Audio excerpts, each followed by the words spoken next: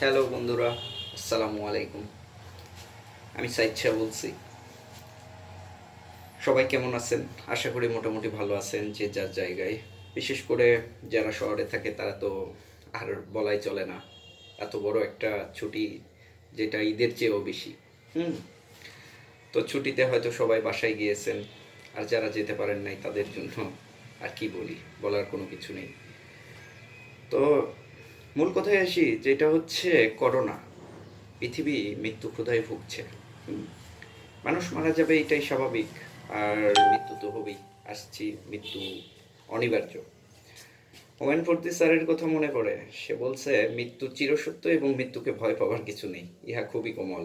হুম। আর যারা মনে করেন যে বাসায় গেছেন, সুন্দর বিহেভ করেন পিতামাতার সঙ্গে, আর মার হাতের রান্না খাবেন মজাদার। হুম। আল্লাহর হুকুম পালন করবেন। এছাড়াও কিছু আছে, যেটা হচ্ছে যে পিতামাতার সেবার উপরে কোনো কিছু নেই। হুম।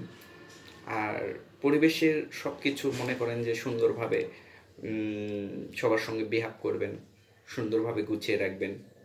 সবসময় নোংরা কাপড় চোপড়, হ্যাঁ, নবী করিম সাল্লাল্লাহু সাল্লামও পছন্দ করতেন না। আমার কথা বা হুজুরের কথা না এটা। এটা আমি একজন ইসলাম ধর্মের ছেলে। আল্লাহর নবী বলে গেছেন, হ্যাঁ, যে পিতামাতার সেবা করলে সে জান্নাতবাসী।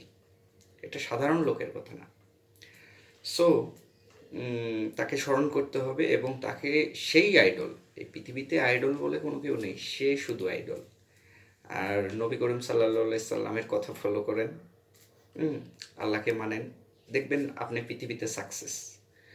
আর যদি মনে করেন যে পৃথিবীতে, হ্যাঁ, মনে করেন যে আসছি শুধু টাকা পয়সাই সেই হান্তা নাবি যাবি, এই মায়ায় পড়ে থাকলে থাকবে না, কোনো কিছুই থাকবে না, চিরস্থায়ী না। আপনি করে যাবেন, আপনার ছেলে ধ্বংস করে দিবে। আপনার ছেলে না হইলে তার ছেলে, তার ছেলে না হইলে তার ছেলে। ব্যাপারটা ঠিক এইরকম। যেমন দেখা যায় যে আমাদের কি বলবো, এই শ্রেণীতে কিছু লোকজন আছে যাদের নিচু শ্রেণীতে দেখা হয়, যেমন সুইপার। এরা আমাদের বর্জ্য পদার্থ বা মলমূত্র এইসব পরিষ্কার করে থাকে। তো এইটা পরিষ্কার কোনো ম্যাটার না, টাকা তাদের ঘরেও আছে। সো তাদের কিন্তু সুন্দর বিহেভটা নেই, যেটা আপনি পারেন। সো পিতামাতার সেবা করেন, এর উপরে বলার কোনো কিছুই নেই। আর আল্লাহর হুকুম আহকাম পালন করেন। লাভ ইউ ব্রাদার, সবাই ভালো থাকেন, হ্যাঁ।